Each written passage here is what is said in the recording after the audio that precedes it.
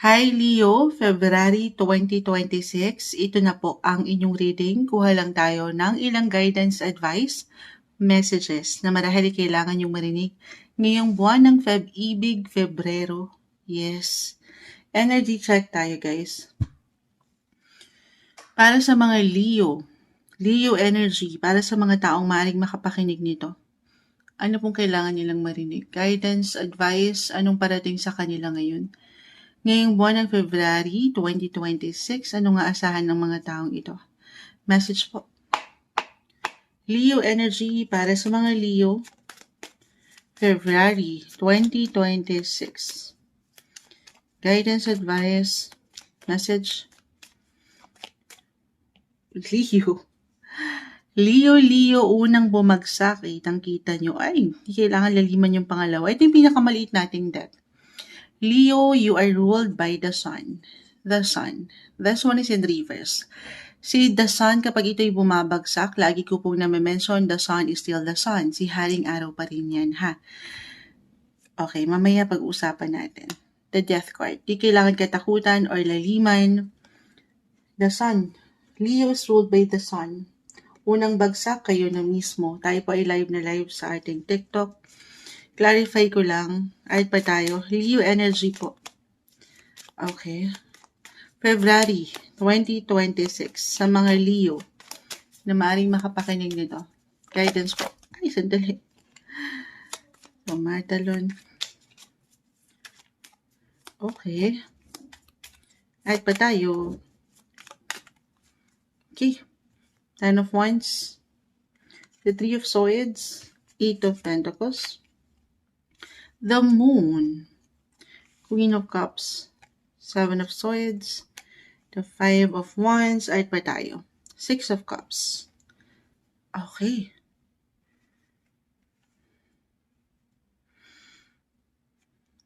Leo.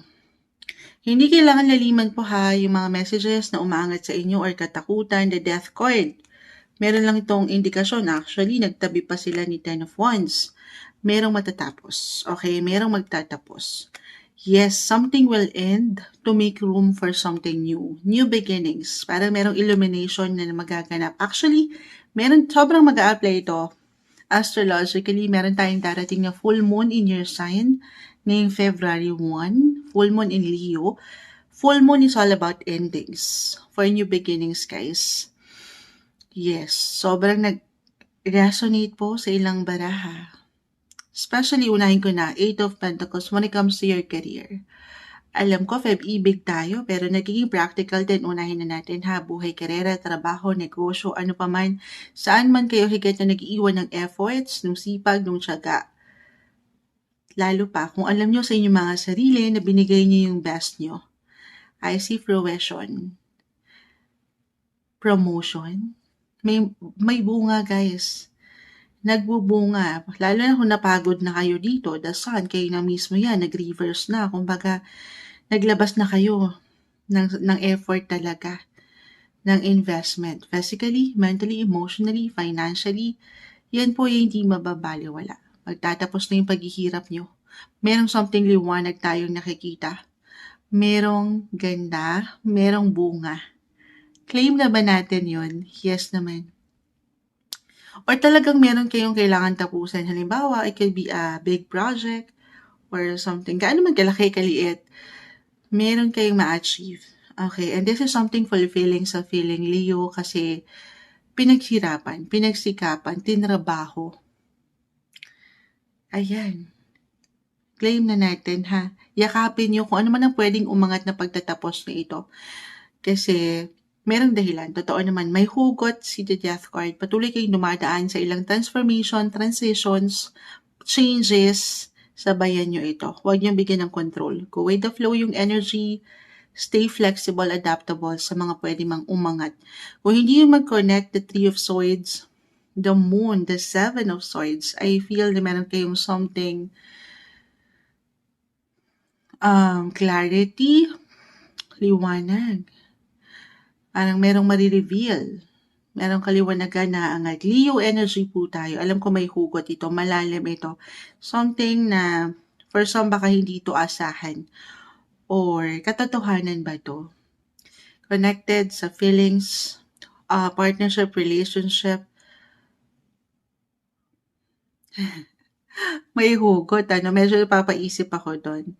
For some of you ito ay tayo po ay general reading, hindi po kailangan para sa iyo agad For some na dumaan, especially when it comes to relationship, couples, na nagkaroon ng misunderstanding, conflict, may card of deception kasi dito, meron ba sa inyo may pumagitna, third party, third wheel situation, yung ganyung energy, at dito, yung naka-hide, hindi ma-reveal, maaaring may pag-angat ng katotohanan. For some na hindi pa ito nararamdaman, hindi kailangan mag-apply agad sa iyo. Kahit pa pare-pareho kayo ng sign Leo, magkakaiba po ang bawat isa.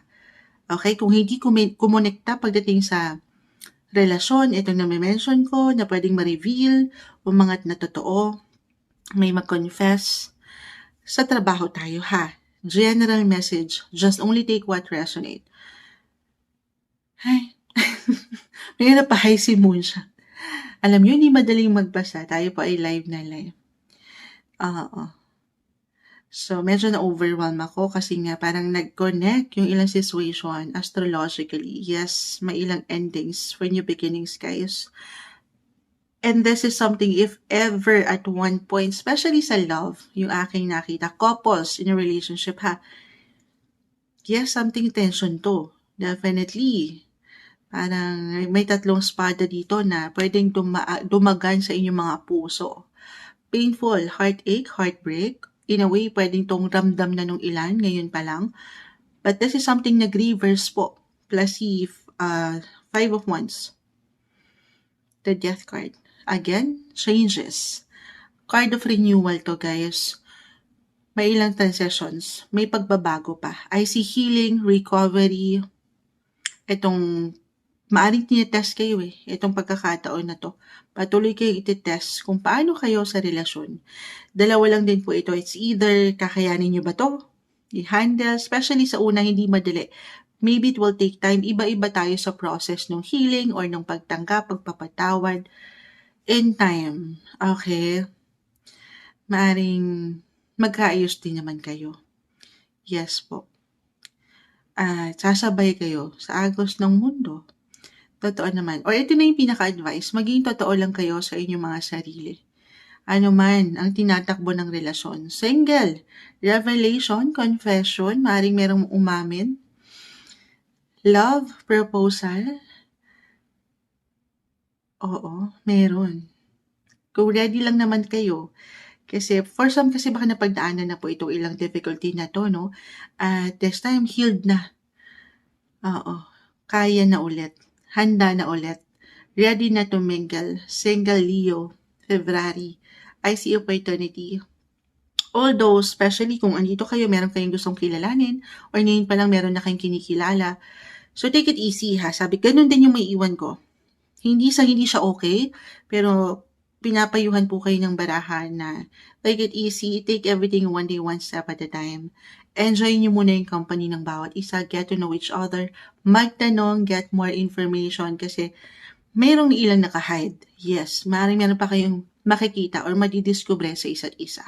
So, reversal, baka ikaw itong meron pang kailangan iparating. Okay, or siya sa'yo. Okay.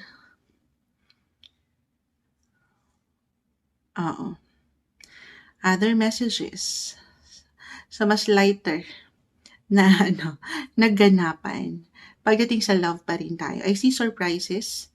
Yes. Sabi ko, it could be positive or negative, guys. I will be honest. Itong ilang pwedeng ma-reveal sa inyo or pagiging totoo. The Six of Cups. The Sun. Sabi ko nga, napapahinga naman yan. Baka kayo pa rin, couples in a relationship, ano man yung pagdaanan nyo. Andyan man yung tension. Wala namang perfect relationship. Kayo pa rin yung parang matatawag nyo isa't isa na kalakasan at kahinaan.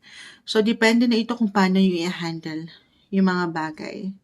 Pero maring masurpresa kayo sa ano mong pwedeng ihain sa inyo ng universe this month. Stay adaptable. Pag-unawa, pagtanggap, pagyakap, saan mong pwedeng ihain. ng taas. Merong dahilan kung bakit natin kinakaharap ang ilang sitwasyon. Hindi nyo pa man yan mapuna, ma-realize right now. Higit po kayong pinapatatag ng buhay. Okay, other messages. Moonshot, parang wala naman, di kumonekta sa akin.